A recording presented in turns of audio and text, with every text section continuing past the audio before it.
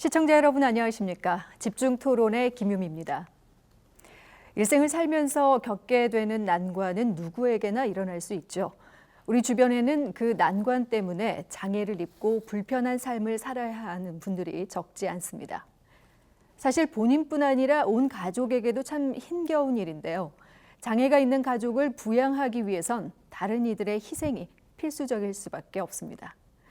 자, 오늘 이 시간에는 장애인 가족을 지원하는 사업의 현 상황을 짚어보고 보다 나은 해법을 함께 찾아보는 시간 갖도록 하겠습니다. 오늘 토론을 위해서 네 분을 모셨습니다. 먼저 이선호 광주장애인 가족지원센터 국장 나오셨습니다. 안녕하세요. 네, 반갑습니다. 네.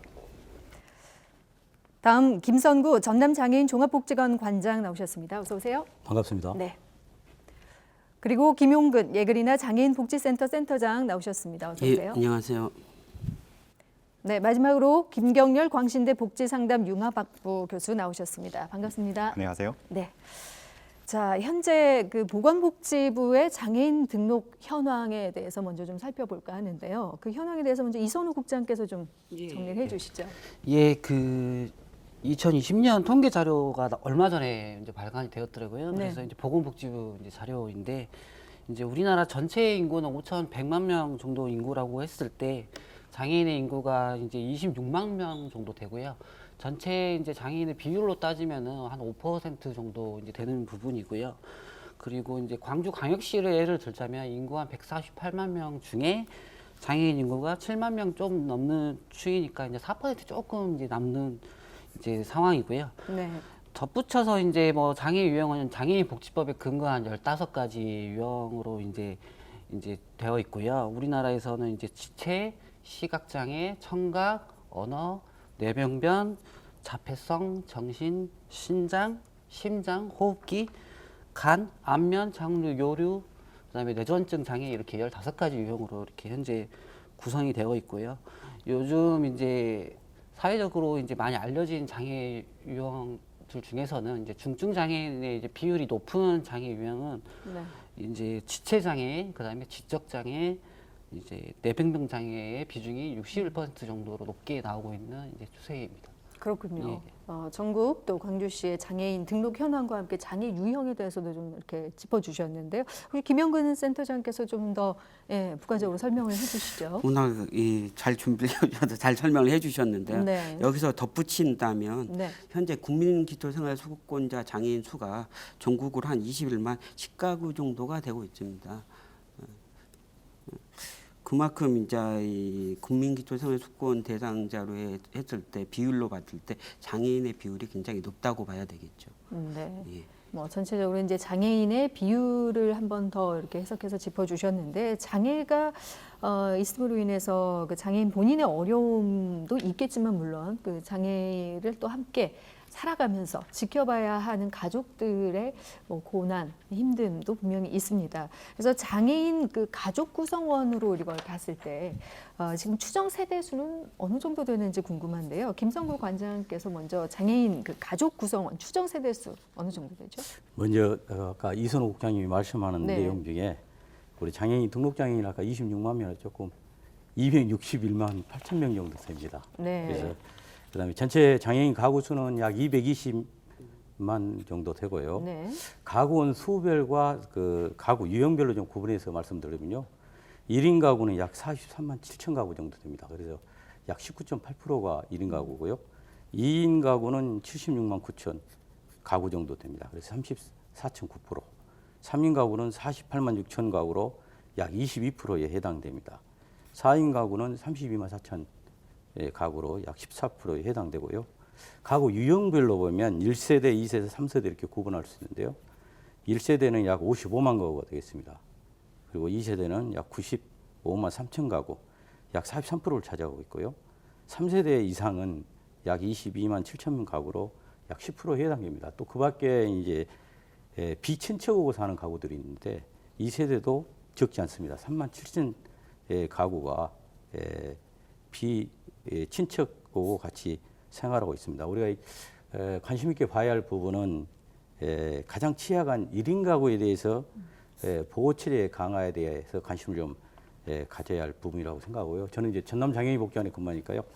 우리 전남의 장애인의 총수는 약 14만 2천 명입니다. 그래서 약 전남 인구의 한 7.5% 정도 차지하고 있는데요.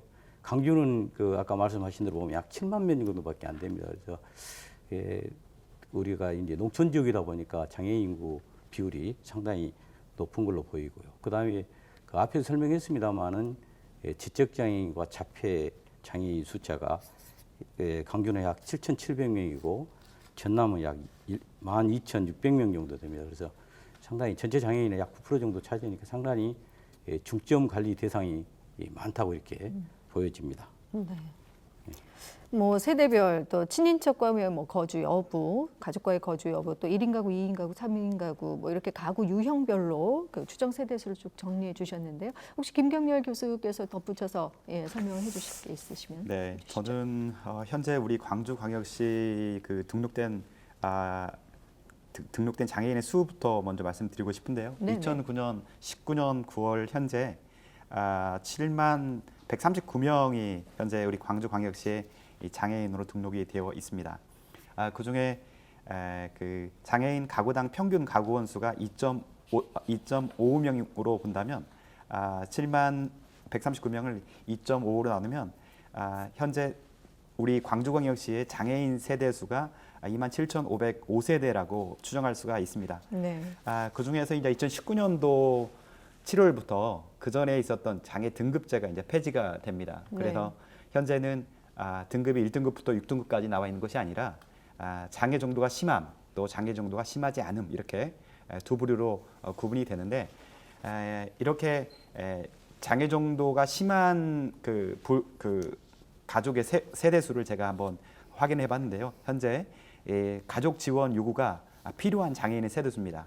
현재 광주광역시에는 1851세대가 현재 중증 장애를 갖고 있는 가족들이 속한 세대라고 볼 수가 있습니다. 네, 뭐 다양한 그 통계 자료를 초반에 이렇게 이제 언급을 해주면서 우리가 관심을 갖지 않았지만 이런 그 장애인들이 살아가는데 반드시 필요한 도움, 기본적인 어떤 도움을 가족들이 줘야 하는 어떤 상황이 굉장히 많구나라는 생각을 해보게 됩니다. 그리고 앞서 그 1인 가구 같은 경우 19.8% 정도라고 하니까 이분들은 또 더욱이 더 도움이 절실한 상황인데 2018년 보건복지부가 실시한 장애인 실태 조사 결과에 따르면 발달 장애인의 주 도움 제공자가 누구냐라고 물었을 때 81.9%가 가족 구성원이다라고 답변을 했어요. 여전히 가족들의 부담이 굉장히 높다라고 해석해 볼 수 있는데 혹시 그래서 장애인 가족들과 관련된 법령이라든지 뭐 조례 이런 것들이 있는지 전혀 없는 상황인지 궁금합니다. 이선우 국장님 어떻습니까? 예, 우선 가장 최근에 이제 법령의 근거가 좀 명시된 거는 이제 장애인 복지법이 있습니다. 네. 장애인 복지법의 제 30조의 2항을 보면은 장애인 가족 지원이라는 항을 이제 개정이 되면서 만들어진 거고요. 네. 이제 주요 내용은 국가와 지방자치단체가 장애인 가족의 삶의 질을 향상하고 안정적인 가정생활 영위를 위하여 필요한 시책을 수립하고 시행해야 한다라는 부분이 이제 규정이 되어 있고요. 네. 그리고 이제 그 관련해서 장애인 가족에 대한 지원 사업들도 이렇게 명시가 되어 있습니다. 주요 이제 그 내용을 보시면은 장애인 가족에 대한 인식 개선 사업들, 그리고 돌봄을 지원해야 되는 사업들, 그리고 상담 사업들, 사례 관리 사업들, 그다음에 장애인 가족의 역량을 강화할 수 있도록 지원하는 사업들, 이러한 부분들이 이제 규정이 되어 있고요. 그리고 이제 광주광역시에서 또 지방자치 조례로 2011년에 광주 이제 장애인 가족 지원 조례도 또 포함이 되어 있고요. 네. 그리고 이곳에서 이제 두 가지 법 모두 이제 중요점은 저희가 장애인 가족분들이 느끼는 중요점은 장애인 가족의 장애인 가족 지원 계획을 수립을 해야 된다라는 부분이 있습니다. 근데 현재 지금 시행이 되지 않고 있는 걸로 알고 있고요. 그리고 지금 다른 지역 중에서는 서울시에서 2018년도에 처음으로 장애인 가족 지원 계획을 수립하여서 현재 장애인 가족 지원 그 사업들과 이런 법령의 근거에 맞춰서 시행을 하고 있는 것으로 알고 있습니다.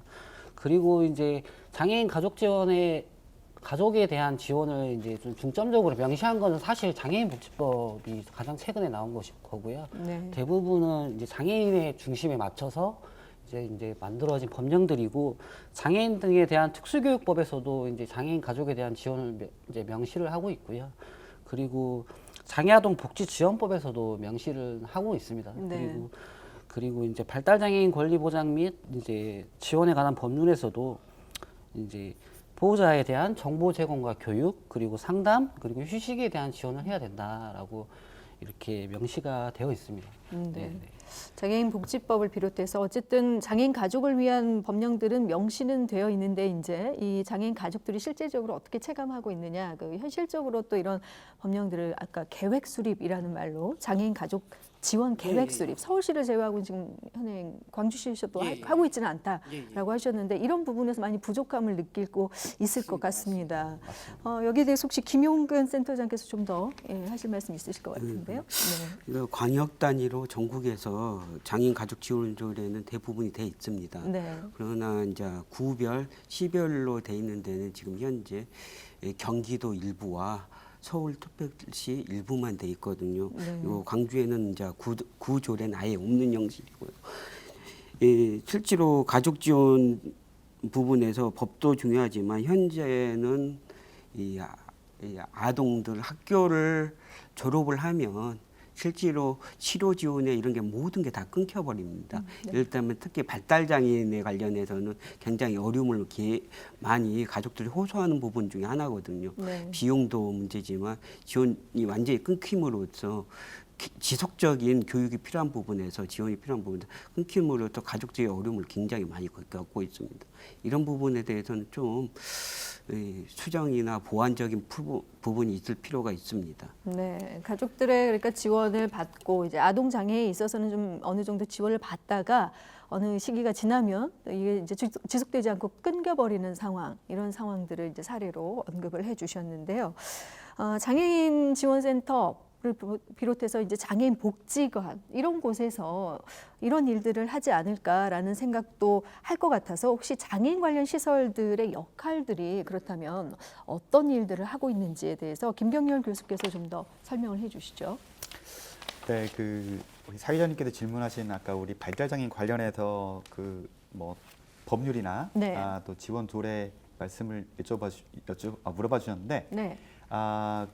발달장애인 관련해서 2015년 10월 1일 날 광주광역시 발달장애인 권리 보장 및 지원 조례가 제정이 되었습니다. 그 내용에 보면 이 발달장애인 가족에 대한 교육과 지원과 관련된 내용들이 들어가 있고요. 그래서 현재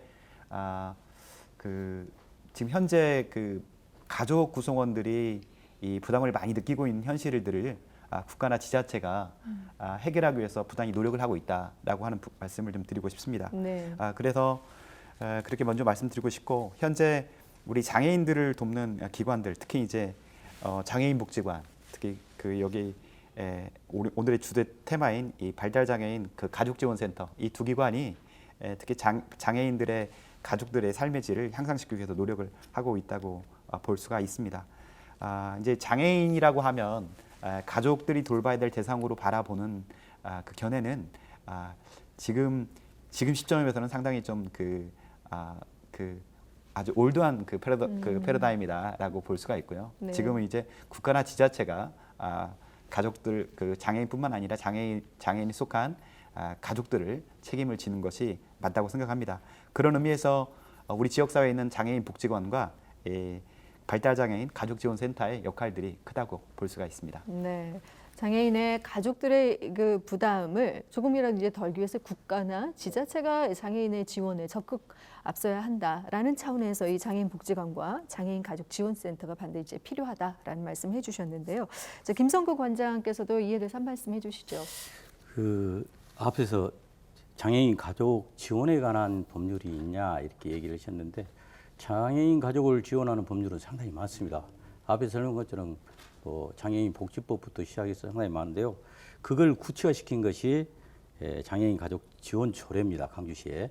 그리고 전라남도에 장애인 가족 지원 조례가 2012년도에 제정돼서 17년도는 좀 구체화를 시켰어요. 장애인 가족을 지원하기 위해서는 어떻게 해야 되냐? 뭐 사례 관리 사업을 해야 된다, 돌봄을 제공해야 된다, 휴식을 제공해야 된다. 그리고 장애인 가족의 역량을 강화시키고 인식을 개선해야 된다라고 이렇게 구체적이게 했고요. 아까 김 교수님께서도 말씀하셨지만 장애인 권리 보장 및 지원에 관한 법률은 사실은 이제 이게 도화성이 된 것이 우리 지역의 독림동 그 세 가족의 그 자살 사건에서 도화성이 됐는데요. 네. 여기에는 이제 장애인 가족의 그 지원에 관한 것들이 좀 구체적으로 나와 있습니다. 그리고 이제 우리 장애인 그 복지관이나 장애인 가족 지원센터의 역할에 대한 얘기가 조금 좀 구체적으로 제가 네. 이제 정사하고 있어서 네. 좀 설명을 드리면 장애인 복지관은 사회재활 시설입니다. 그래서 장애인 복지관이 도대체 뭐 하고 있나 좀 구체적으로 설명을 드리자면 그 장애인들의 운동이나 또 지각 향상, 또 의사소통, 또 학습 능력, 사회 적응력을 키워주기 위한 여러 가지 그 기능 향상 지원뿐만 아니라요, 가족을 지원하는 일도 합니다. 그래서 여성 장애인들의 출산도 돕는 일을 하고요. 그다음에 무엇보다 중요한 것은 장애인들의 권익 공유 활동을 하고 있고요. 특히 이제 직업 지원은 직업재활에서 하긴 합니다만은 종합 장애인 복지관에서도 장애인들의 직업 상담뿐만 아니라 직업 훈련, 또 취업, 알선, 그다음에 이제 지역사회 여러 자원들을 개발하고 서비스를 개발하는 일, 그다음에 장애인들의 평생 교육을 지원하는 일들, 그리고 사회 서비스로서 여기 이제 곧 나올 텐데요. 장애인 가족을 지원하기 위한 가장 좋은 방법으로 장애인 활동 지원이 있죠. 그리고 장애인 아동의 재활, 그리고 심리, 언어 치료 등 다양한 그래서 장애인 종합복지관입니다. 다양한 서비스를 제공하고 있습니다. 그리고 이제 아까 가족지원센터는 그 종합복지관에서 했던 사업을 좀 더 구체화시키는 이런 센터다 이렇게 보시면 될 것 같습니다. 네, 장애인들을 위한 많은 지원 사업들을 하고 있는 곳으로 이 장애인 복지관과 또 장애인 가족 지원센터가 어떻게 역할을 하고 있는지에 대해서 잘 설명을 해주셨는데요. 김용근 센터장께서도 이런 시설의 뭐 필요성 당연히 공감하실 텐데요. 어떻습니까? 예, 당연히 이 장애인 복지관이라든지 가족지원센터의 절실함을 많이 느끼고 있습니다, 현장에서. 그러나 실질적으로는 장애인 당사자들한테 이동이나 여러 가지 지원이 필요하지 않으면 중증 장애인분들은 복지관을 이용하기 힘든 게 현실의 일입니다. 일점 최중증 장애인분들이 복지관을 이용을 하려면 혼자 갔을 때는 복지관의 직원이 그분한테 한 명 내지 두 명의 인력이 붙어서 해야 되는데 현실적으로 복지관에도 그럴 만한 인력이 안 됩니다.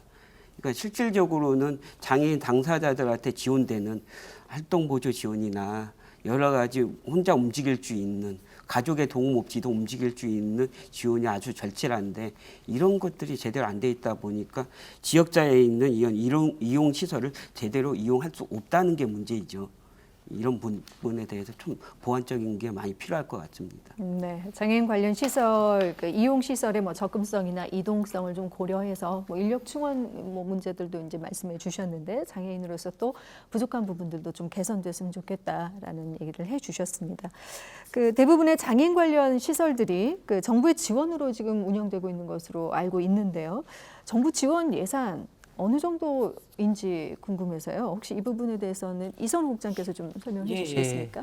그 2020년 보건복지부 소관 예산 및 기금 운영 계획을 보시면요. 이제 작년에 피해서 이제 2조 8,737억 원에서 3조 3,837억 원 정도로 이렇게 5,100억 원 정도가 이제 증가한 걸로 확인할 수 있습니다. 네. 그래서 이제 증가가 대부분 되었는데요. 장애 수당이라든지 장애인 연금, 활동 지원 급여, 장애 아동 가족 지원, 그리고 발달 장애인 지원, 장애인 거주 시설 운영 지원, 장애인 일자리 지원, 뭐 이런 부분들이 이제 많이 이제 상승은 되었습니다. 상승은 네. 되었고 이제 특이상으로는 이제 발달 장애인법이 시행이 되면서 발달 장애인의 그 주간 활동 서비스 그리고 이제 거점 발달 장애인 지원센터 운영, 그다음에 거점 병원과 행동 발달 증진센터에 대한 지원, 그리고 이제 그 방과 후 돌봄 서비스라고 청소년 이제 이런 사업들이 시행이 되면서 예산이 오른 거고요. 네. 현실적으로 이제 OECD 국가 평균에는 아직도 이제 못 미치고 있는 게 장애인 복지 예산의 현실이고요. 네. 그리고 실제로 장애인 분들과 장애인 가족분들이 체감하기에도 아직은 좀 이르지 않나라는 생각을 좀 듭니다. 네, 뭐 조금 비교해서는 지난해에 비해서 이제 오르기는 올랐지만 예. 아직은 장애인들이 체감하기엔 충분치 않다라는 말씀이신데 사실 예산이 많으면 그만큼 장애인들에게 또 돌아갈 수 있는 지원책들이 많을 텐데 자 그런 점에서 김성구 관장께서는 이런 예산의 규모 어떻게 보시는지요? 저는 네. 좀 그 생각을 좀 달리하고 있는데요. 아, 네. 그 전년도 예산보다 한 17.7%가 올랐습니다. 그 2조 7,800에서 3조 2,700으로 상당히 큰 폭으로 올랐는데요. 의미 있는 것은 우리가 이제 가족의 지원에 관한 사항을 다루기 때문에 그 활동 보조인 사업이 금년에 약 3천억 정도 증액이 됐습니다. 따라서 그 장애인 활동 사업의 지원은 결국 가족 지원과 연결이 됩니다. 상당히 의미 있는 일이고요. 장애인 일자리의 약 17% 1억 1,400만 원, 400억 정도가 이렇게 순증이 됐습니다. 특히 이제 관심을 끌만한 부분은 공공어린이 재활병원의 설립입니다. 거기에 따라서 작년도보다 예산이 약 130억이 추가되는 증액되는 것을 관심 있게 지켜볼 부분이고요. 거기에 따라서 이제 가족 지원의 강화를 위해서는 장애인 활동 지원 사업이 약 3천억 정도 늘었다는 것은 큰 의미를 좀 줄 필요가 있다 이렇게 생각합니다. 또 이에 대해서는 김영구 센터장이 말씀하신 것처럼 이런 장애인 활동의 지원은 결국은 이용 시설의 접근을 늘릴 수 있는 좋은 기회가 될 것이다 이렇게 예측이 됩니다. 네. 예산의 규모는 좀 더 많았으면 좋겠지만 어쨌든 증가한 것에 대한 어떤 의미 부여, 가족 지원의 중요성도 좀 여기에서는 해석해 볼 수 있다라는 말씀 해주셨는데요. 혹시 예산과 관련해서 더 하실 말씀 있으실까요? 네. 예산을 정확하게 제가 수치는 이제 보질 않았는데요. 장애인 예산 부분의 상당 부분은 자연 증가분이다. 이 부분을 좀 중점적으로 생각을 해주셨지만 예산을 늘리기 위해서 기존에 있던 분들의 예산을 뭐 활동보조 시간을 늘리거나 이런 것이 아니라 새로 신규로 생기는 장애인분들이나 이런 분들에 대한 예산이 늘어나서 자연적으로 증가하는 부분이 대다수다. 그걸 생각하면 실질적으로 아직도 터무니없이 부족하다. 장애인 당사자한테 지원되고 아까 이용시설이나 뭐 여러 군데 본인이 문화생활이나 이런 것 하기 위해서는 활동보조의 시간이 더 많이 필요하다. 이렇게 생각이 듭니다. 네. 이순옥 국장님께서. 예, 저 덧붙여서 이제 네. 장애인 가족분들이 왜 그런 거 이런 예산의 이제 증액이나 이런 걸 체감할 수가 없냐면요.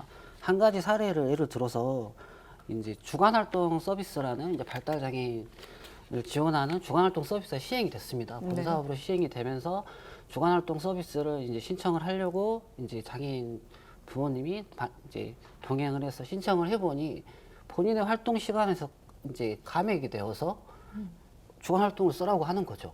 그런데 내 아이는 혼자 스스로 이동을 못 해요. 그러면 활동 전사의 지원이 당연히 필요한 부분이지 않습니까? 그러니까 이런 부분들이 지금 좀 아쉬운 부분으로 작용을 하는 거죠.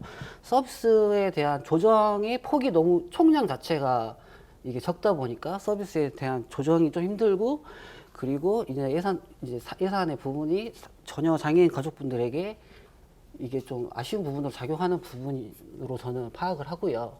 저는 이제 덧붙여서 이야기 드리고 싶은 거는 올해 장애인 복지 이게 장애 등급제 폐지되면서 예산에 대한 총량의 사업에 대한 장애인 복지 사업에 대한 서비스 질과 그리고 이 총량에 대한 고민을 함께 해야 되지 않나라는 생각이 듭니다. 그래서 정부에서는 이렇게 많이 올렸다라고 할 수 있지만 실제 장애인 가족들과 장애인들의 삶은 그렇지 않다라고 저는 느끼고 있거든요. 네. 그래서 이런 부분을 좀 더 계속 사회적으로 이렇게 합의하고 연구하고 이런 과정이 계속 필요하지 않나 이렇게 생각을 하고 있습니다. 네, 예산 증액이라는 양적인 증가 물론 중요합니다만 이제 질적으로 그 지원 서비스의 질 개선 이런 부분을 좀 더 많이 반영됐으면 좋겠다라는 말씀해 주셨습니다. 사실 저희 이번 주제가 장애인 가족 지원이기 때문에 장애인들에게 가장 중요한 가족 지원들이 또 활발하게 이루어지기 위해서는 이런 예산 문제도 중요하기 때문에 앞서 이제 잠깐 언급을 했는데요.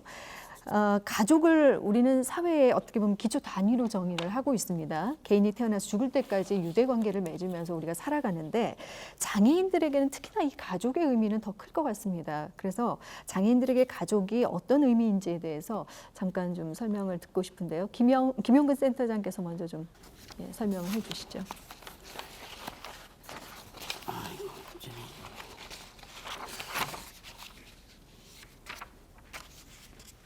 네, 김영훈 네. 선생님께서 먼저 네. 가족의 의미, 장애인들에 있어서 어떤 의미를 갖고 있을까요? 장애인분들한테 가족의 의미라 네. 이분들하고 많이 접하면서 제 생각에는 이런 생각을 많이 했 나한테 꼭 필요한 유일한 보험 같은 존재다. 그런 생각을 많이 들게 합니다. 보험도 그냥 일반적인 보험이 아니라 포괄적인 보험의 유일한 보험이다. 그런데 이 유일한 보험의 대상인 가족들이 나로 인해서 너무 고통스러워하는 경우를 옆에서 많이 보다 보니까 힘들어하는 경우가 굉장히 많습니다. 네.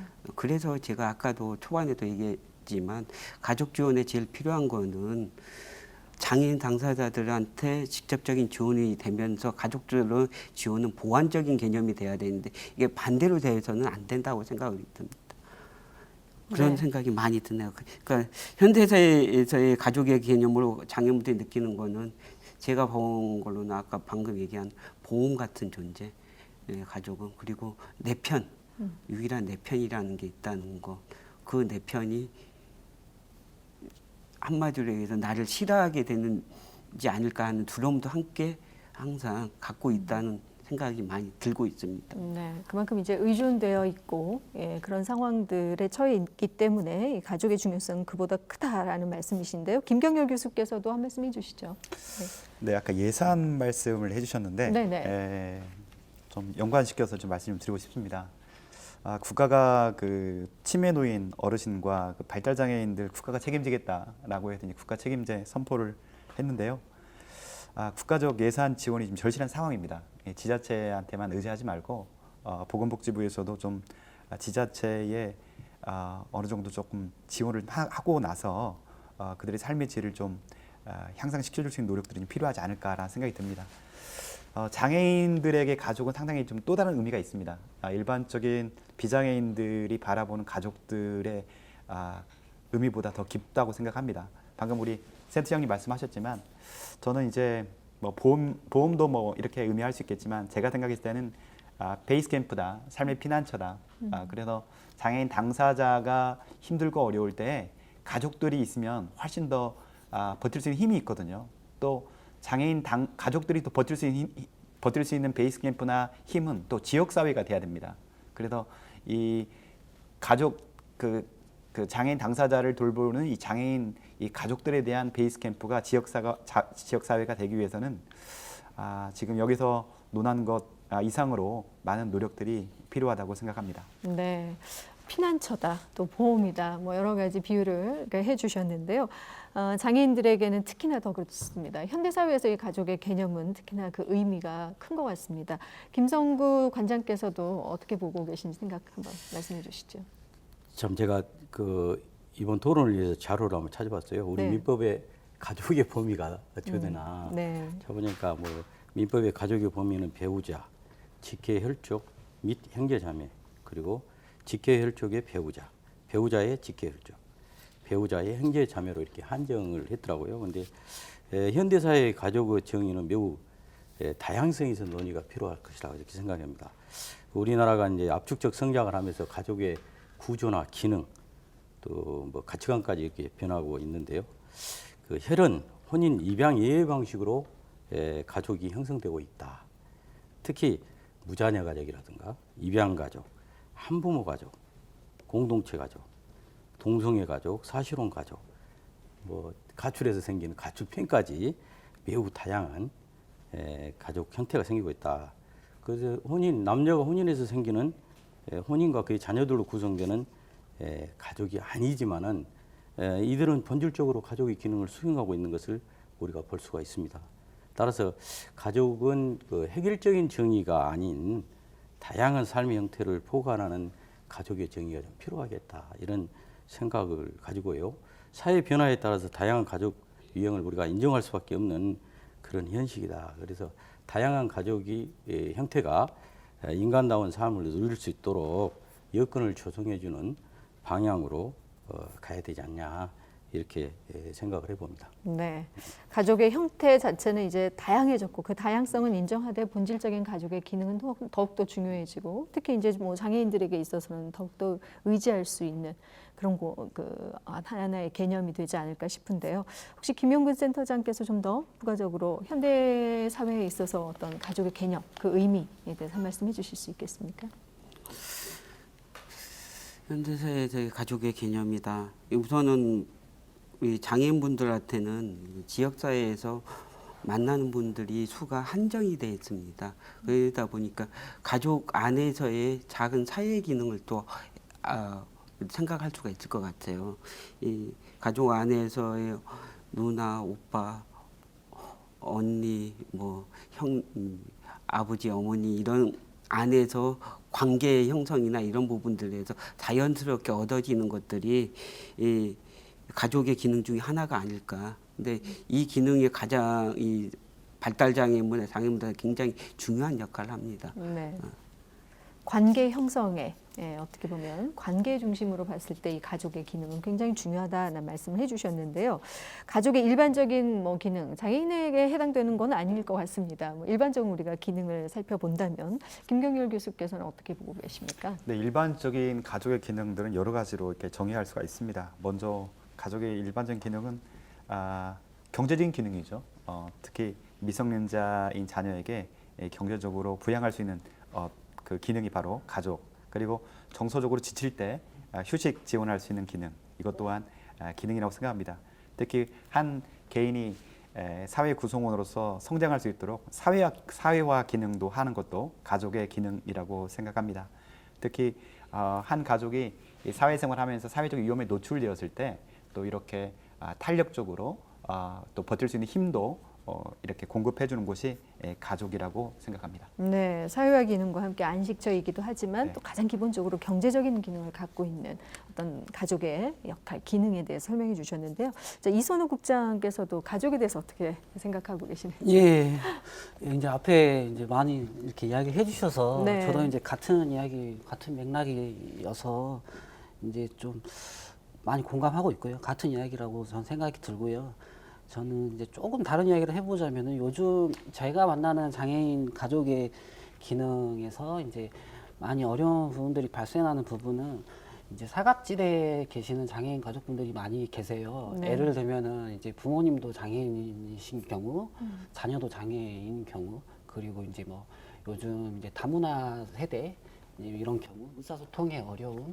이래서 이제 앞서 말씀해주신 그런 가족의 기능이 잘 안 되는 가정도 생각보다 매우 많이 나타나고 있거든요. 네. 그래서 이러한 부분들을 이제 지원에 함께 논의해야 된다고 생각하고요. 그리고 이제 장애인 가족의 이제 예를 들어서 이야기를 해보자면은 장애인 자녀가 이렇게 태어나고 그리고 이제 학교를 가고 성인이 되고 이런 이제 생애 주기의 그런 전반적인 종합적인 것들도 함께 이게 함께 가족들이 이렇게 안고 살아가야 되기 때문에 가족의 기능이 이제 조금 어려운 부분이 조금 있지 않나라고 좀 생각이 듭니다. 네, 우리가 일반적으로 생각하는 가족, 늘 따뜻함과 편안함, 안식처 같은 곳인데요. 말씀해 주신 것처럼 또 사각지대에 놓인 가족들도 분명 있고 가족 안에서 또 힘들어하는 그런 힘듦도 분명히 있기 때문에 오늘 뭐 여러 가지 그 생각들을 하게 됩니다. 가족에 대한 개념과 의미에 대해서 말씀해 주시면서. 근데 이제 얼마 전에 그 장애인들에게 가족이 있는데 왜 국가가 장애인을 돌보느냐라는 그 화성시장의 말 때문에 굉장히 많은 비판을 받기도 했습니다. 뭐 이 소식 듣고 어떠셨어요? 김용근 센터장께서도. 네. 그냥 화가 났죠. 네, 실질적으로 활동보조 지원이라는 부분에서 광주로 보면 광주에서 장애인분이 활동보조 지원을 받는 분이 한 3,588명 정도가 됩니다. 네. 6월 기준으로. 그리고 그중에 630명 정도가 시 추가 지원을 받고 있습니다. 그리고 또 실질적으로 순수하게 24시간을 지원을 받는 장애인분은 한 10명 정도가 되고 있습니다.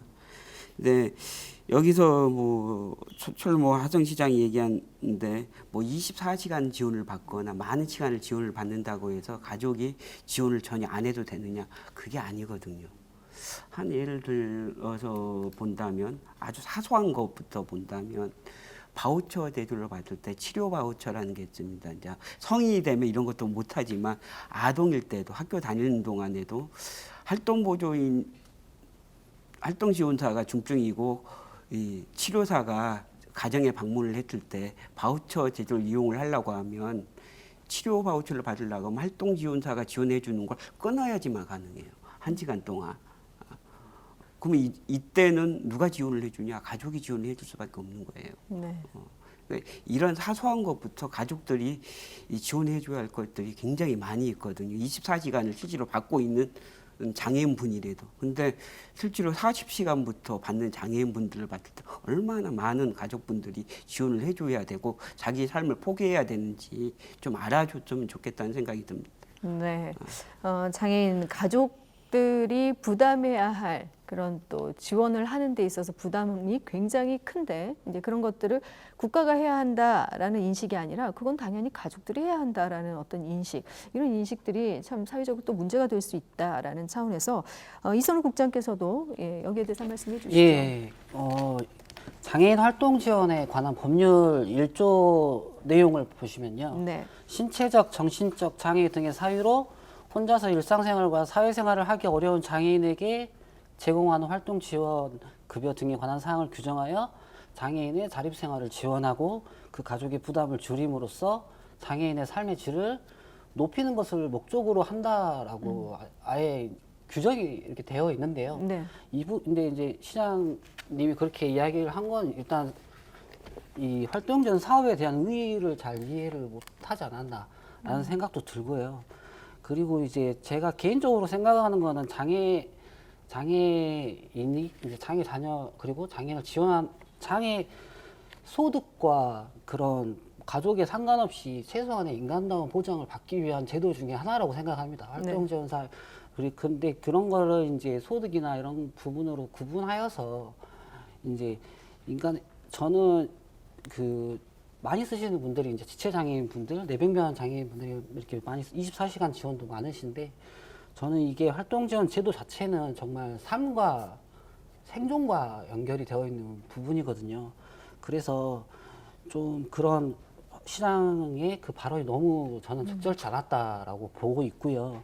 그리고 이제 그 발언의 내용에서 저는 장애인 가족들이 좀 잠재적인 부정수급자로 바라보는 그런 느낌을 받았어요, 개인적으로는. 네. 그런데 이제 만약에 그런 경우가 있다면은 이제 뭐 조사를 좀 확실하게 하고 그리고 이제 그런 활동 지원 서비스의 부정수급이나 이런 부분이 발생하지 않도록 개선책과 해결책들을 논의하고 이제 조사 작업을 거치고 뭐 이런 과정을 논의하는 게 맞지. 네. 이제 뭐 모든 장애인 가족들과 장애인을 좀 부정수급자로 이렇게 바라보는 느낌의 이제 표현이어서 네. 좀 상당히 좀 격분했던 것 같습니다. 네, 부정수급이라는 것 자체가 장애 이제 소득으로 보는 건데 이거 정부 차원의 어떻게 보면 국가 차원의 하나의 사회 복지 차원이 돼야 하는 건데 뭐 이런 부분들에서 조금 비판을 받을 만하다라는 말씀 해주셨습니다.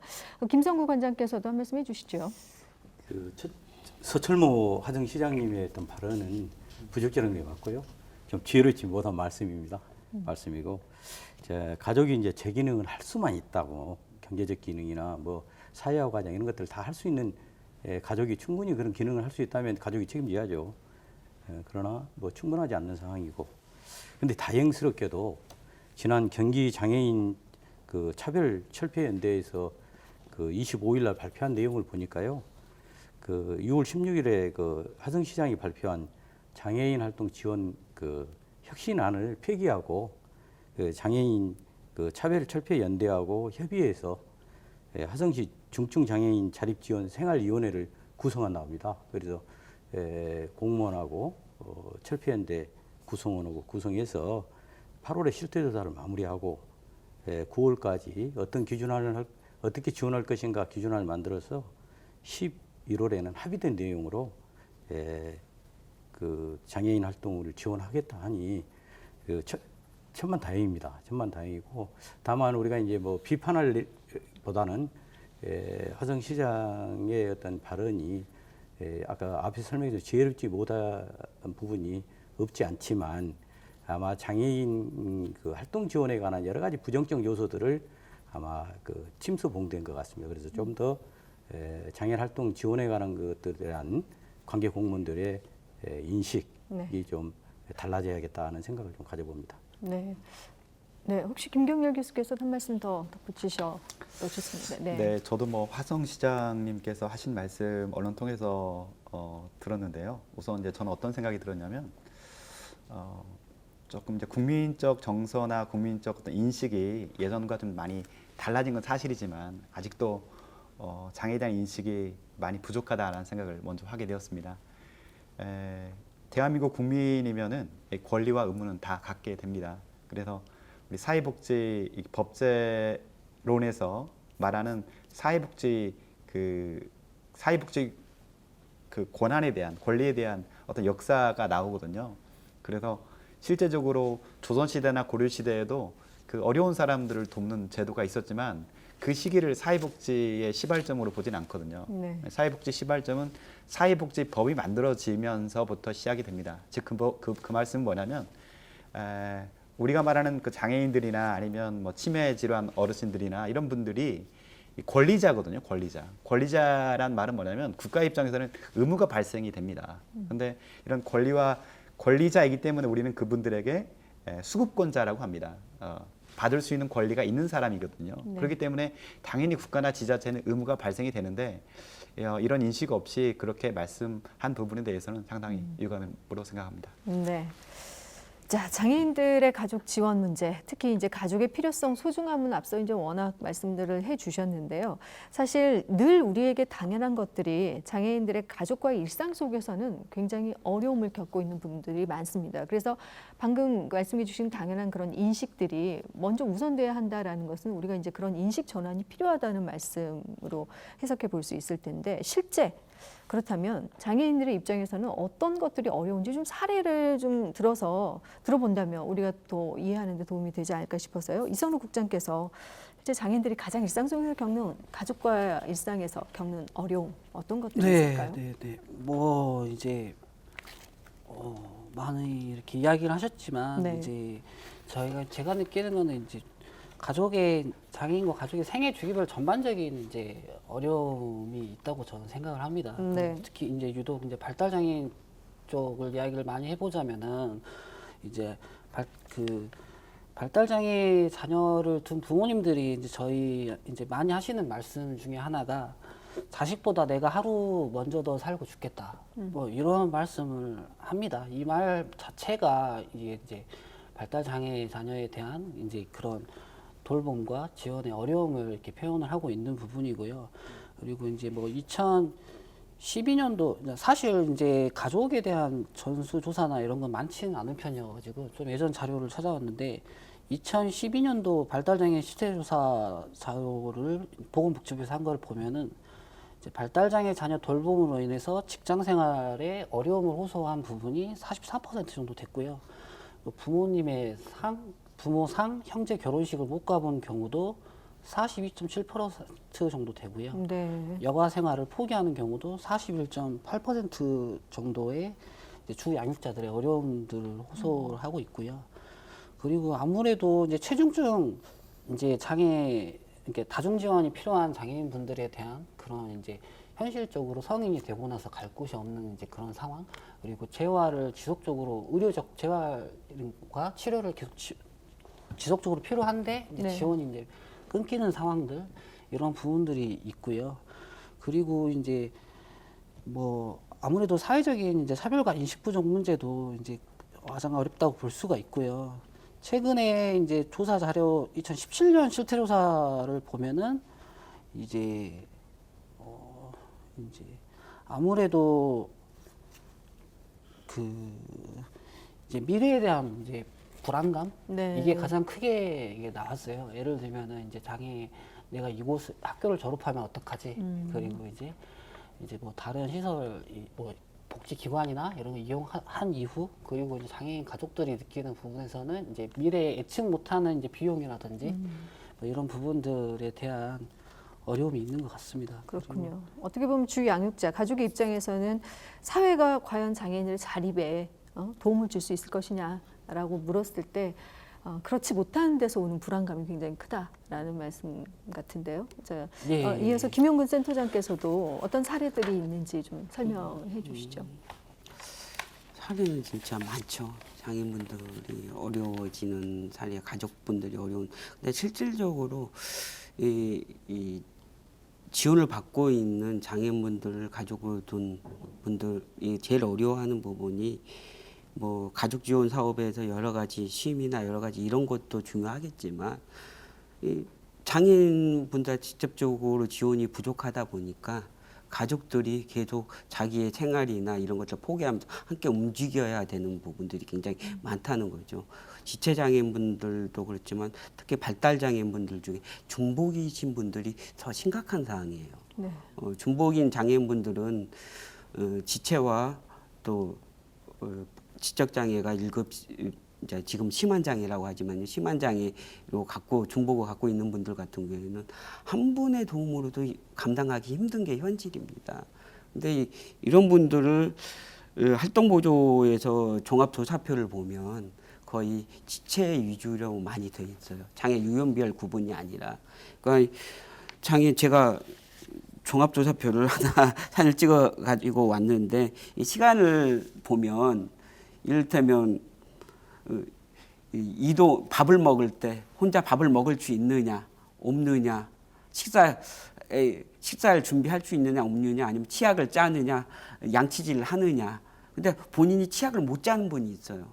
근데 양치해주면 좀 힘들긴 해도 해요. 그러면 이건 뭐냐, 점수가 아예 둘 다 못했을 때는 24점이나 뭐 이런데 하나만 보고 되면 3점 이렇게 해갖고 낮으면서 시간이 굉장히 다운되고. 근데 활동 지원사들이 지원을 할 때 치약을 짜주려고 막 함께 있어야 되잖아요. 그 공간 안에. 네. 근데 실제 시간은 굉장히 줄어들어 버리는 거죠. 이런 조사표의 점수부터 좀 조정이 필요하다, 실질적으로. 네. 그리고 이 중증 장애인분들 같은 심한 장애인분들 같은 경우에 가족들이 활동 지원사들이 함께 있어도 가족들이 함께 있어야 하는 경우들이 굉장히 많이 있습니다.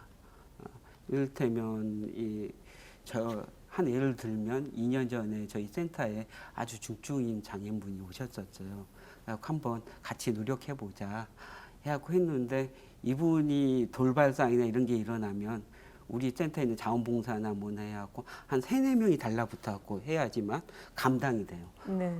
그리고 그 3-4명이 달라붙어도 한 분은 상처를 입고 이런 경우도 많이 있거든요. 근데 이거에 대해서 그분의 잘못이 아니라 지역사회에서 지원이나 이런 것들이 제대로 됐다면 거기까지 안 갔을 텐데, 우리가 방치하거나 가족들이 감당을 못하다 보니까 어떻게 보면 한 곳에 놔두는 경우가 있다 보니까 이런 일이 발생을 하거든요. 네. 그래서 이런 가족들이 이 어려운 부분들을 직접적인 장애인분들한테 지원이 되는 것이 좀 많아졌으면 좋겠다. 네. 가족 지원을 조금씩 부담을 줄일 수 있는 부분이 네. 좀 생겼으면 좋겠다는 생각을 많이 합니다. 네, 실제적인 어려움들을 좀 반영을 해야 한다라는 말씀이신데, 김성구 관장께서도 한 말씀 해 주시죠. 우리 김용근 센터장님이 여러 가지 어려움 이야기했는데요. 사실 장애인 활동보조에서 인정조사에서 종합전조로 나오면 조금 그 불합리한 부분들은 개선해 가고 있는 걸로 알고 있습니다. 알고 있고, 그 활동 시간이 부족한 것 각 지자체가 조금 보완하고 있는 것으로 좀 보이니까 너무 절망적이진 않다.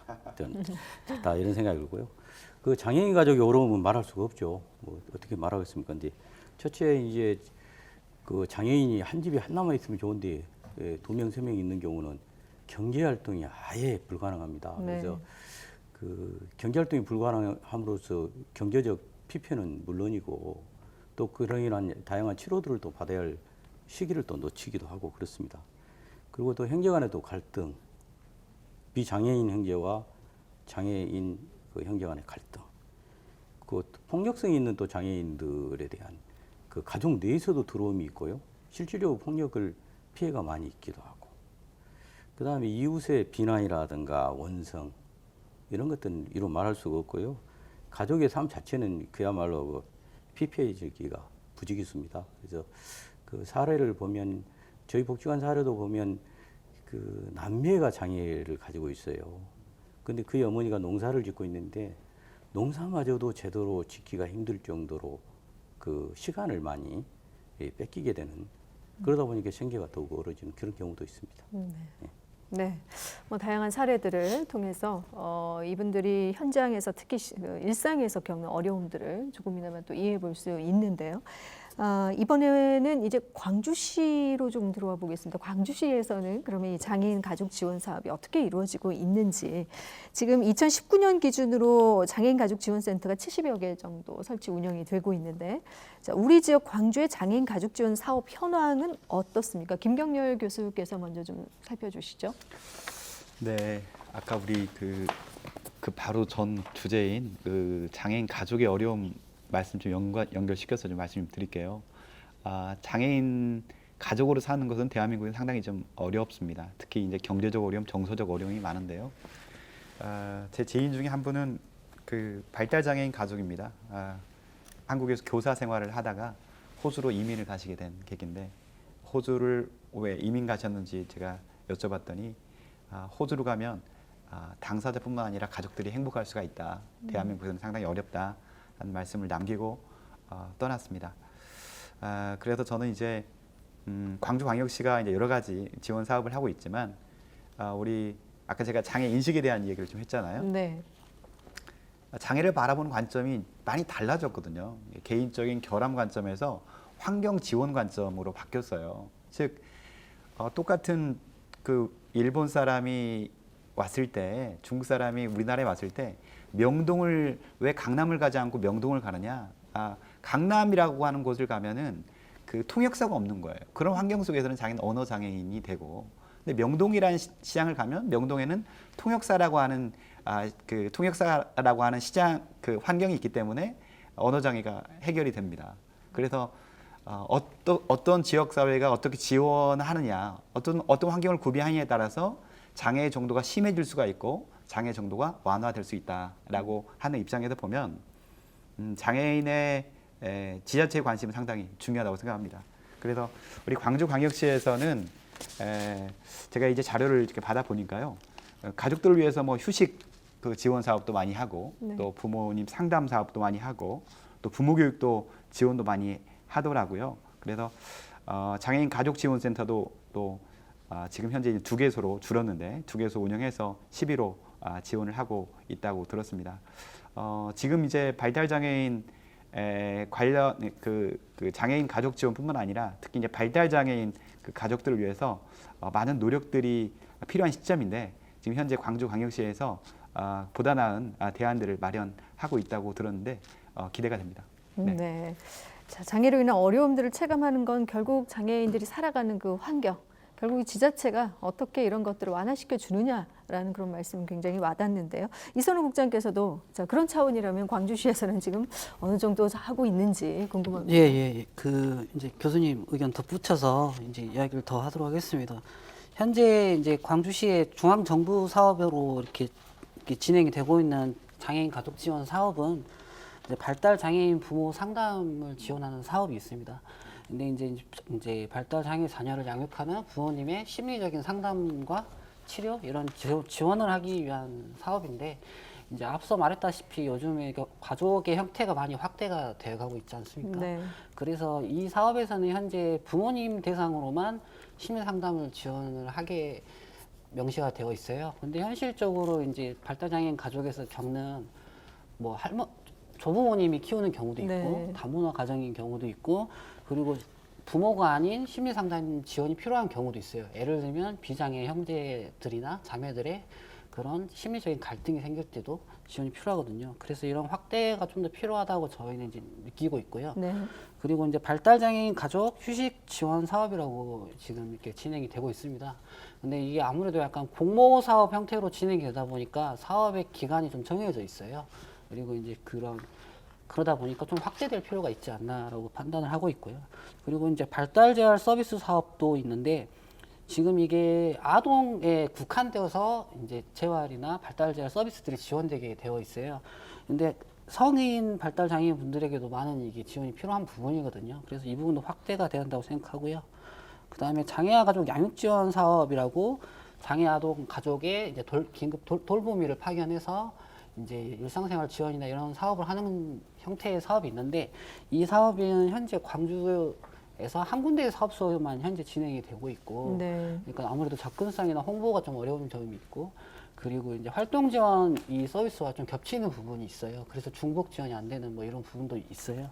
그래서 이런 좀 중앙 정부에서 수행하고 있는 이제 가족 지원 사업들을 제가 간략하게 설명을 드렸고요.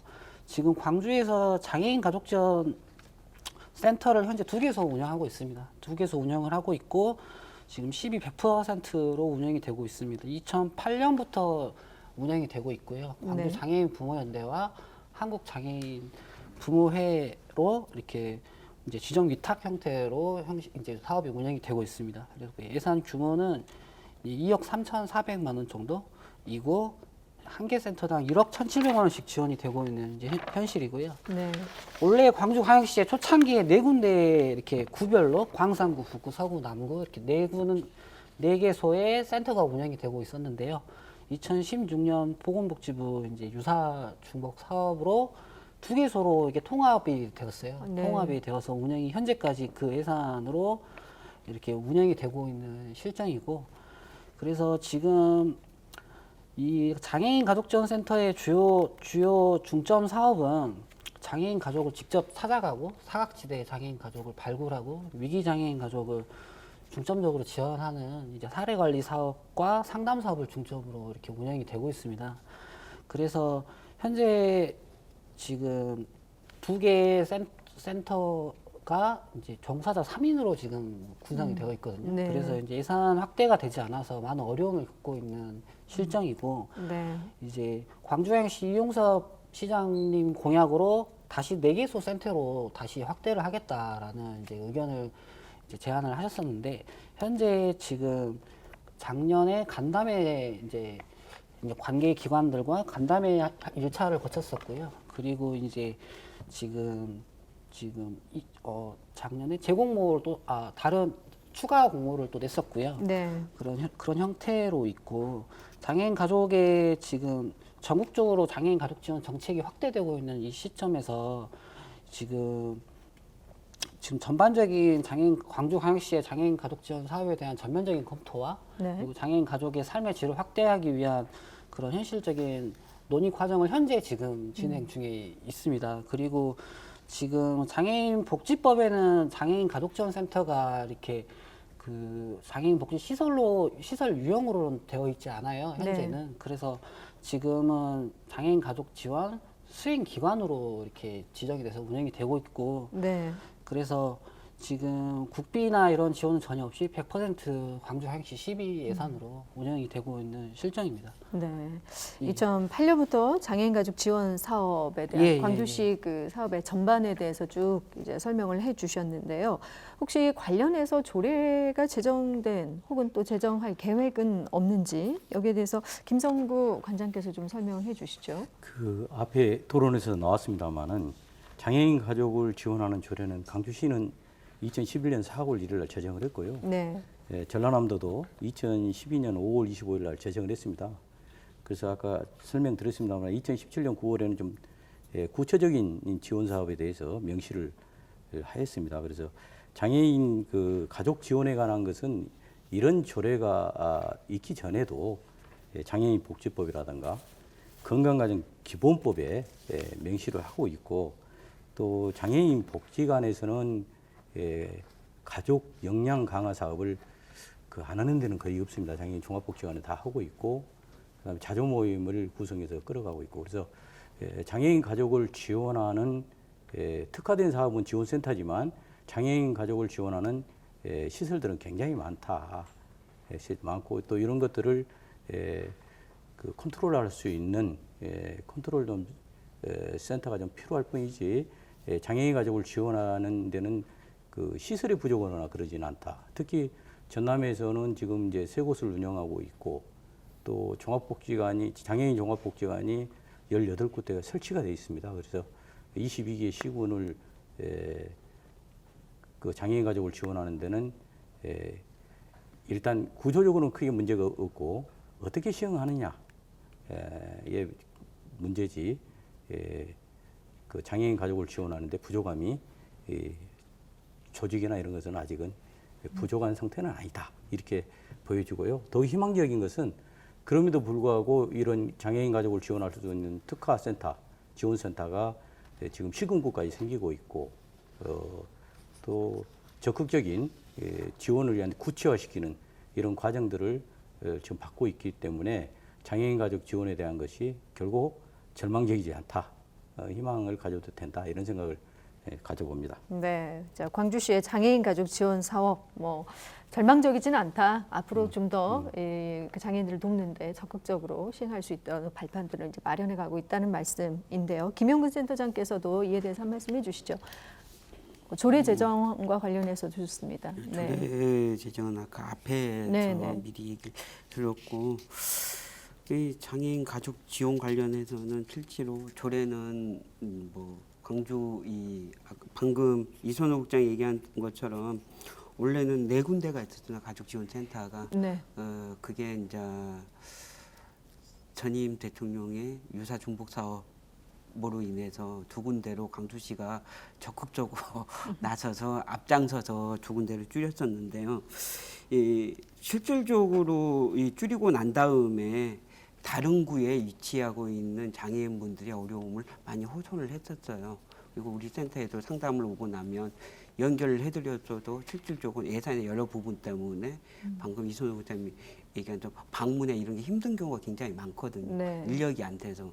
방금 또 김성구 관장님이 얘기하신 것처럼 조직은 많이 시스템 돼 있어도 그 안에 있는 사람들이 움직일 수 있는 예산이 부족하고 인력이 부족하다 보니까 실제로 방문이나 여러 가지 사례 관리나 이런 것들이 어려운 부분이 많이 있죠. 조직이나 시스템은 돼 있어도 그 안에 일할 수 있는 구조를 좀 제대로 구축이 돼 있어야 하는데 이런 부분이 좀 열악한 편입니다. 네. 저 김경렬 교수께서는 어떻게 보고 계십니까? 네, 지금 현재 뭐 광주광역시에서 장애인 가족 지원을 위한 프로그램이나 뭐 그 프로그램 개발이나 예산 지원은 적극적으로 하는 것 같습니다. 그런데 이제 우리 관장님께서 이제 아까 지적을 해주셨던 부분이 상당히 저는 와닿는데요. 지금 컨트롤 타워가 없다. 예산도 많이 지원이 되고 또 프로그램도 많이 개발이 되는데 실제 이 프로그램이 잘 진행이 되는지 또 어떤 부분이 부족한지 그래 이 부족한 부분을 어떻게 보완해야 될지를 이런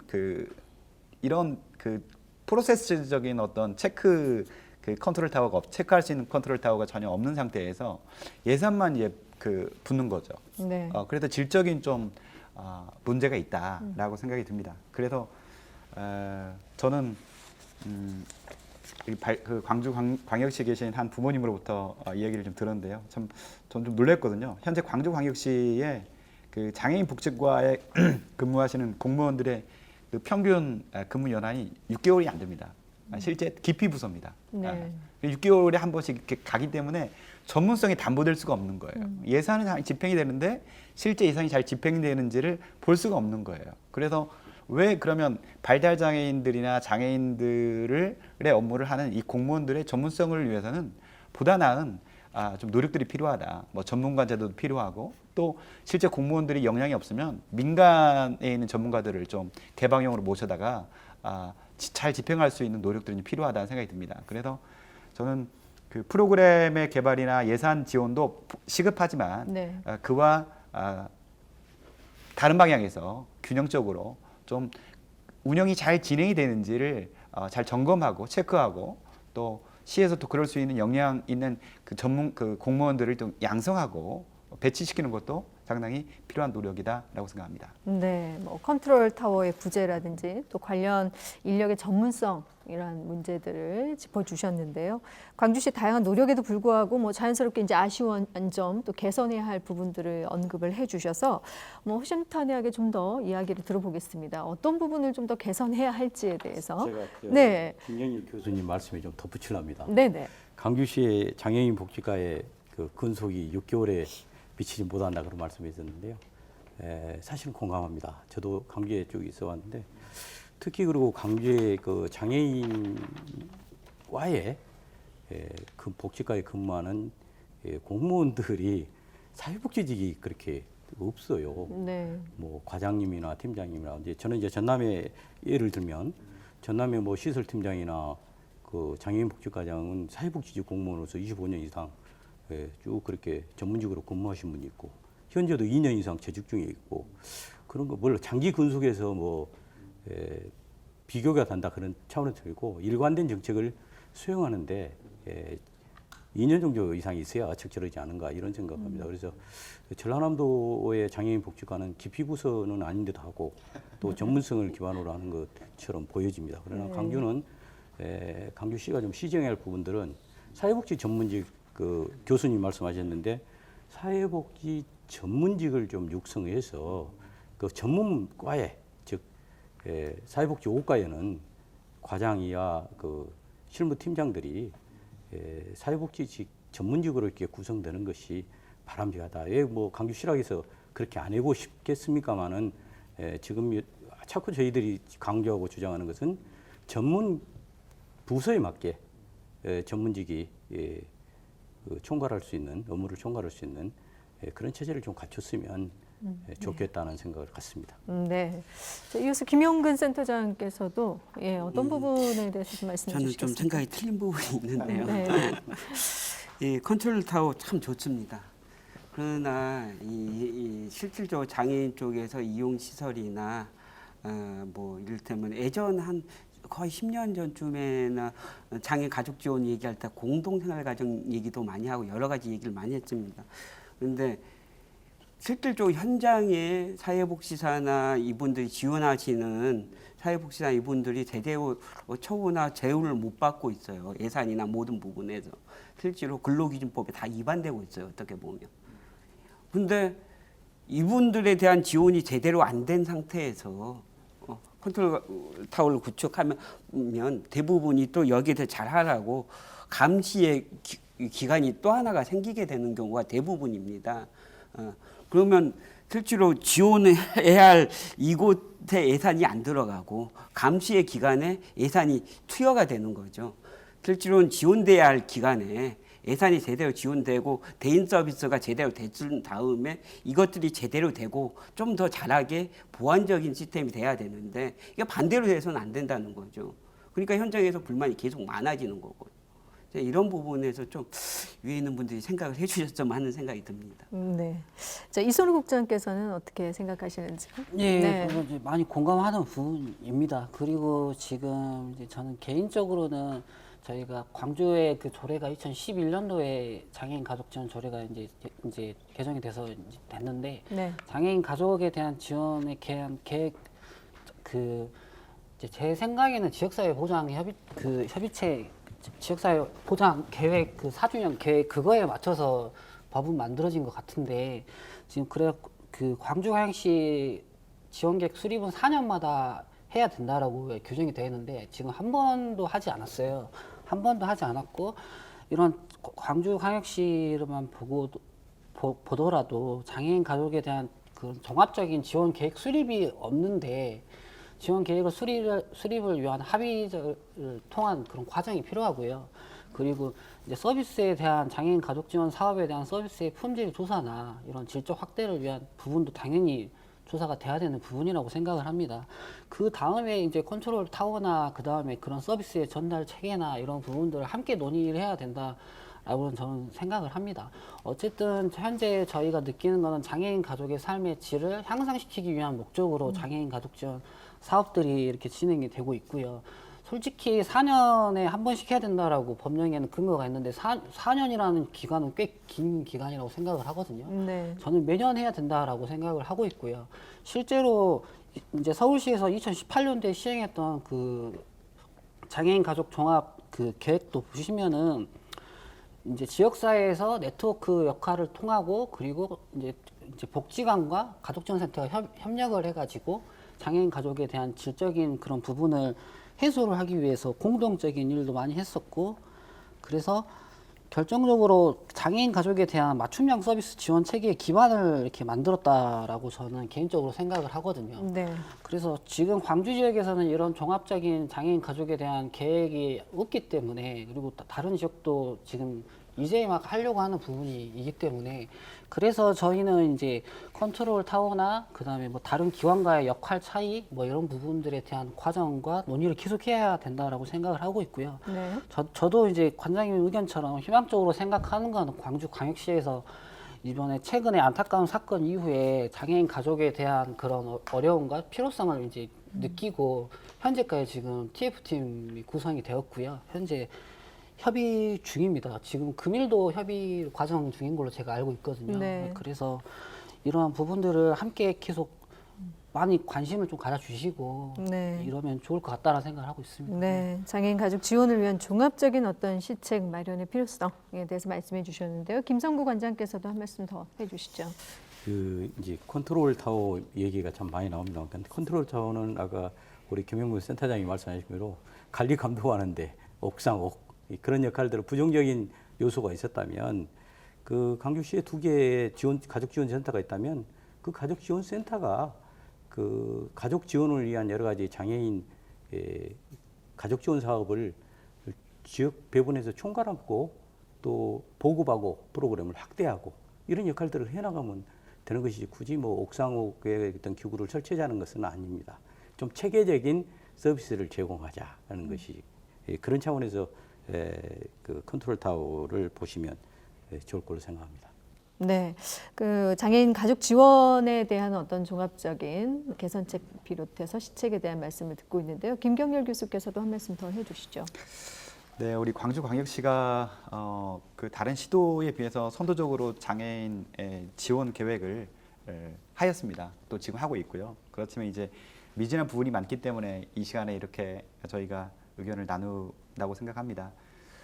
저는 뭐 컨트롤 타워가 이제 별도의 기관을 만들어서 이렇게 뭐 그 사회복지사 선생님들한테 들어갈 예산을 빼서 이쪽으로 준다는 그런 의미는 아니고요.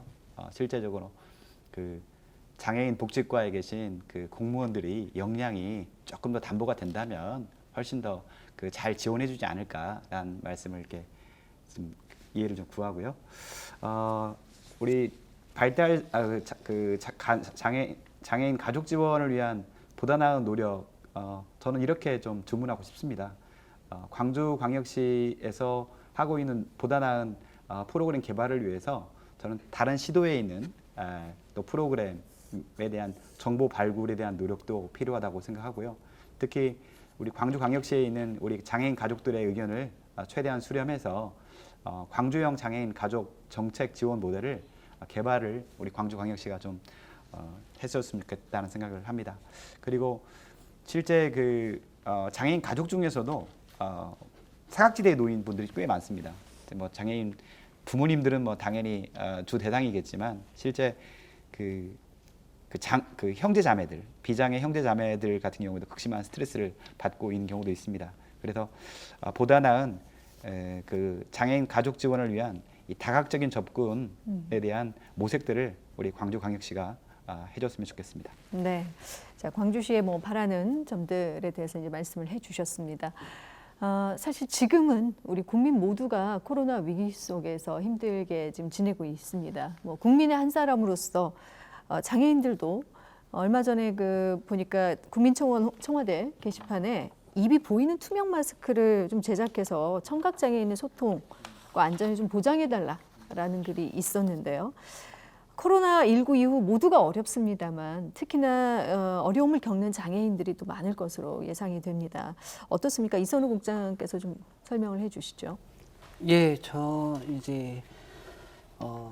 저는 이제 개인적으로는 코로나19로 인해서 이제 장애인 분들과 장애인 가족 분들에게는 사회적 고립이 되지 않았나.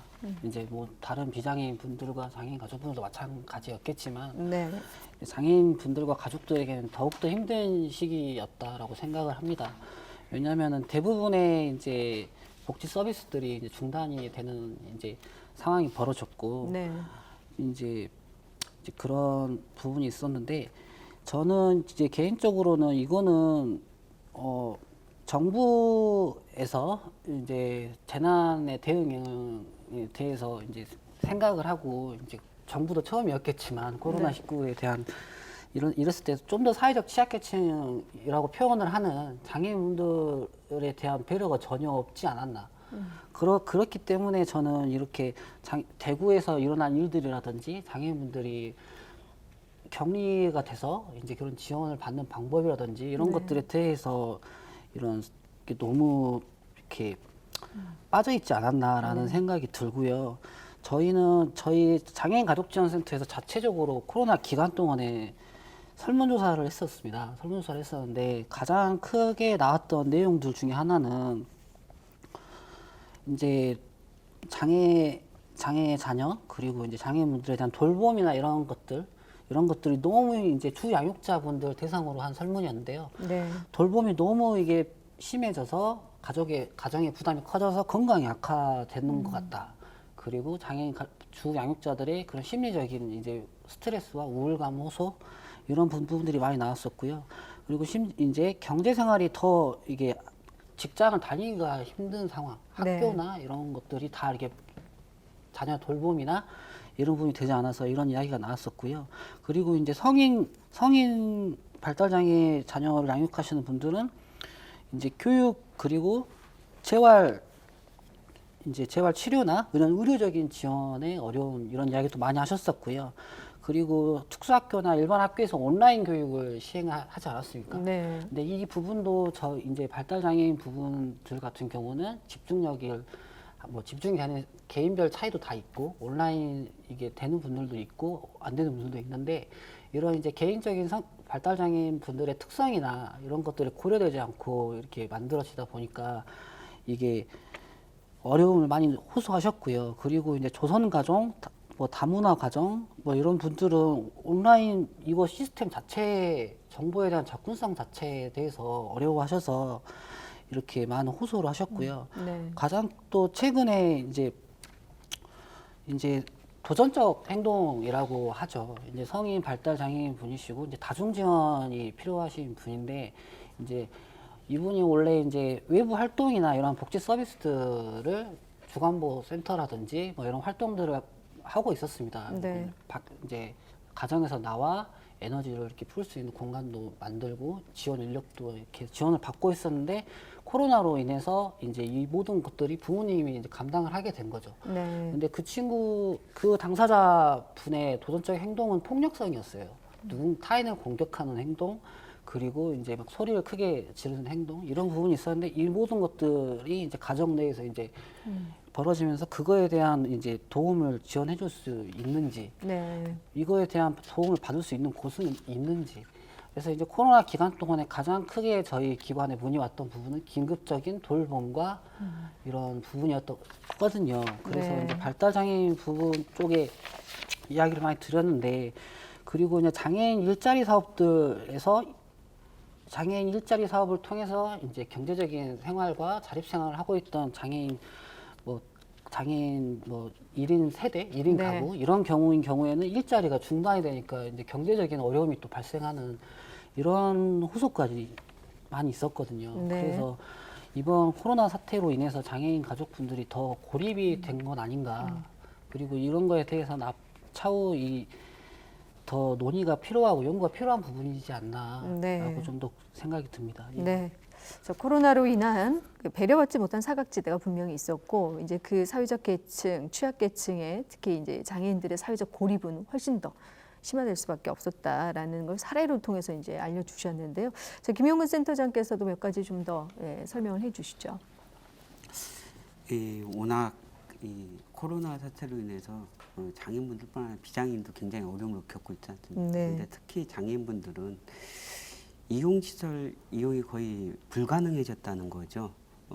특히 심한 장애인분들 같은 경우에 이를테면 직업재활센터 같은 경우에도 실제로 보호의 기능도 함께 하고 있는데 거기도 한 열 몇 명 중에서 나갈 수 있는 분을 2명으로 제한한다든지 또 아예 이용을 못한다든지 장애인복지관을 휴관을 해서 아예 이런 분들이 집안에 있으면서 가족들의 겪는 어려움은 아까 이성욱 국장님 얘기한 것처럼 폭력성 또 이 돌발 사항들이 굉장히 많이 일어나요. 침을 뱉거나 또 갑자기 폭력을 일으키거나 있다가 밖에 나가서 옷을 벗어버리거나 또 밤에 잘 때 냉장고나 뭐나 열어갖고 이런 이 어려운 경우들이 굉장히 많은데 이것들을 24시간 가족이 다 함께 겪어야 되는 거죠. 네. 남매나 형제나 이러면서 실질적으로 이분들이 가족들이 이 직장 생활이나 일상적인 생활들이 전부 다 한마디로 그냥 황폐해지는 거죠. 다 네. 그 기간 동안 이런 것들이 좀 어떻게든 긴급 돌봄이나 이런 것들이 이루어져야 되는데 현재 뭐라고 말 못하겠어요. 코로나라는 것 때문에 모든 걸 다 안고 가고 있기 때문에 좀 어려움이 많이 있습니다. 네, 무엇보다 이 코로나가 이제 종료가 되지 않고 계속 길어지면서 이런 힘든 시기들이 지금 계속 지속된다라는 점에서 지쳐가고 있는 부분도 있는 것 같습니다. 김성구 관장께서도 실제로 이제 이런 일들이 더 많이 늘어나고 있다라는 걸 느끼시는지요? 다 같이 느꼈습니다. 이건 이제 코로나19는 초유의 사태잖아요. 초유의 사태 때 어떻게 돌봄을 해야 되는가. 물론 이제 장애인 복지관이나 기타 이용시설에서는 재가장애인들을 위한 여러 가지 돌봄을 했습니다. 그래서 고립감을 좀 줄이기 위한 노력들도 했고 또 각종 물품 지원 키트를 만들어서 제공하고 등 여러 가지 방법들을 했지만 앞서 말한 것처럼 초유의 사태에 적절하게 대응하는 데는 조금 미숙했다 이런 생각이 들어가고요.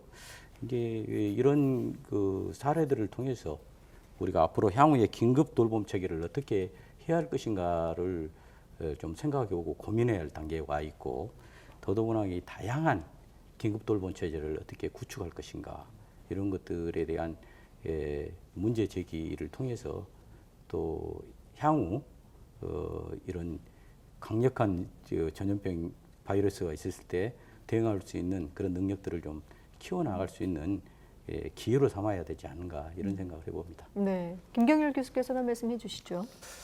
네, 코로나19 때문에 정말 예상하지 못한 그 많은 어려움들을 전 국민들이 지금 다 경험하고 있는데요. 특히 우리 장애인 당사자와 가족들은 방금 여러분들이 말씀하셨던 것처럼 정말 너무 많은 어려움들이 있다고 생각합니다.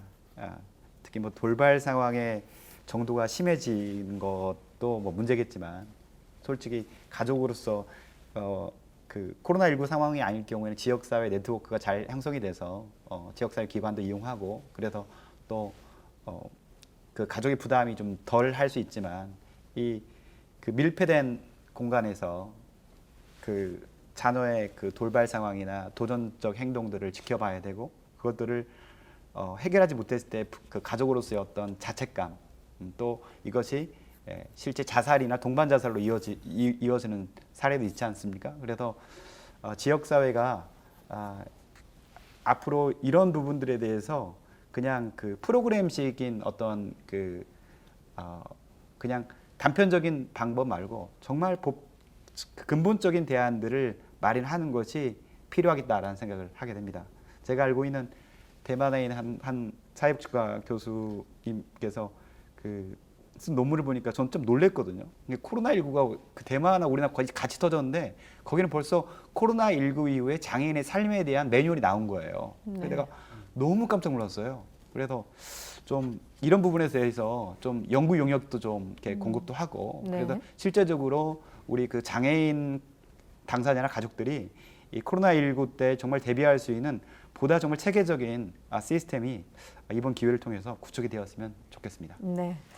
자, 오늘 정부와 지자체 또 발달 장애인을 비롯한 장애인 가족 모두의 부담을 좀 경감시킬 만한 대안에 대한 다양한 얘기들을 해주셨습니다. 네, 오늘 미처 말씀하지 못한 부분이나 또 시민 여러분들에게 당부 말씀이 있으시면 마무리 말씀으로 듣겠습니다. 자, 먼저 이선호 국장께서 마무리 말씀해 주시겠습니다. 예, 저는 일단 우리나라에서 장애 진단을 받았을 때 이제 초기에 가족들에게 지원이 되는 그런 지원 체계가 좀 필요하다고 생각을 하고 있고요. 지금 다른 지역에서도 많이 시행이 되고 있는데 긴급 돌봄 사업들 이런 것들을 광주시에서도 빨리 이렇게 진행을 했으면 좋겠고요.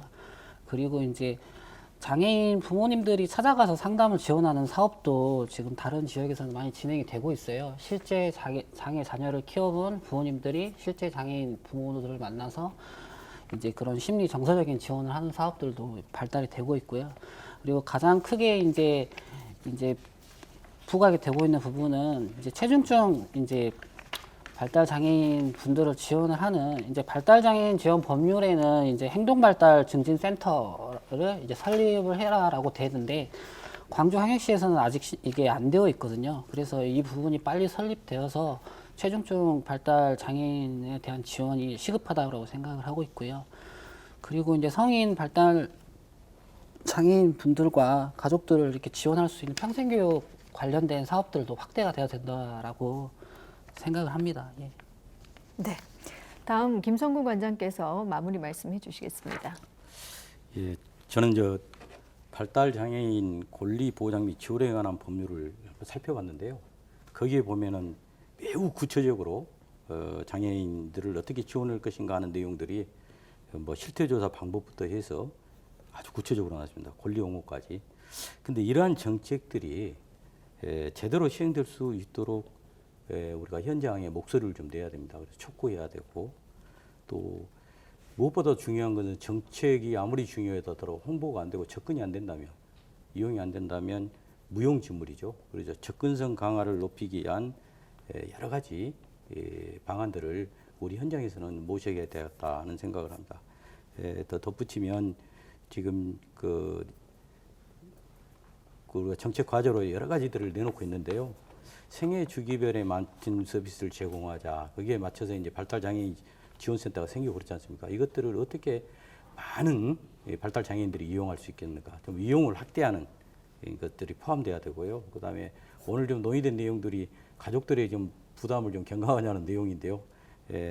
보호자들, 가족들의 돌봄 부담을 경감할 수 있는 다양한 방법들을 좀 모색해야 되지 않은가 하는 생각을 하고, 또 우리가 이제 사회재활 시설에 있는 주간보호센터가 이제 광주는 많이 활성화되어 있습니다. 이런 물론 30시설 이상이 되지만 좀 더 많이 활성화되고 많은 장애인들이 이용할 수 있도록 다양화시켜야 된다.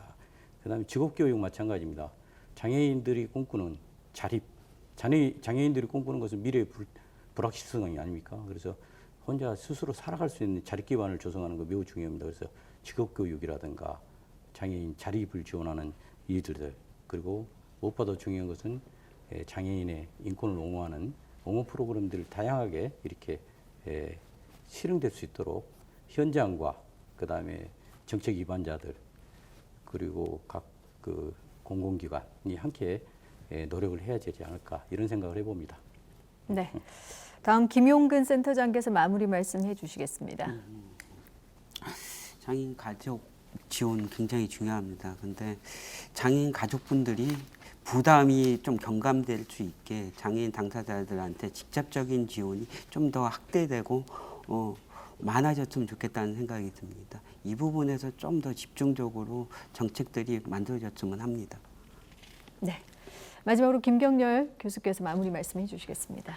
네, 광주광역시가 2017년 5월에 전국 최초로 장애인 종합지원 계획을 이렇게 수립하였습니다. 많은 그 지자체가 광주광역시를 주목하고 있습니다. 저는 우리 광주광역시가 다른 도시처럼 뭐 여성 친화 도시, 뭐 아동 친화 도시도 좋지만 정말 장애인 친화 도시가 되어서 우리 장애인들을 뿐만 아니라 가족들이 정말 행복하게 살 수 있는 도시로 만들 수 있도록 많은 노력들을 해줬으면 좋겠고요. 특히 이번 CMB 토론을 통해서 현장에 있는 기관장이나 현장에 있는 부모님들, 현장가들의 목소리를 귀담아 들어서 역할을 잘 했으면 좋겠고요. 아까 제가 중간에 말씀했던 것처럼 광주광역시 그 장애인 복지과의 공무원 연한이 6개월 미만에 대한 지적들이 있는데 정말 올바른 그 싱크테크 역할을 할 수 있는 역량 있는 기구가 될 수 있도록 보다 나은 노력을 해줬으면 좋겠습니다. 고맙습니다. 네, 오늘 장애인 가족 지원에 대해서 말씀 중에도 그래도 절망적이기보다는 희망적이다라는 말씀을 해주셨는데요. 어두운 세상을 밝히는 가장 큰 힘이 바로 희망입니다. 그 희망이라는 빛을 잃지 않기 위해서는 장애인과 그 가족 그리고 우리 사회가 끊임없이 노력해야 하는 건 당연한 일이겠죠. 자, 오늘 이 시간 논의를 통해서 모두가 행복한 삶에 한 발 더 다가갈 수 있길 바라면서 오늘 이 시간 마무리 짓겠습니다. 함께해 주신 여러분 고맙습니다.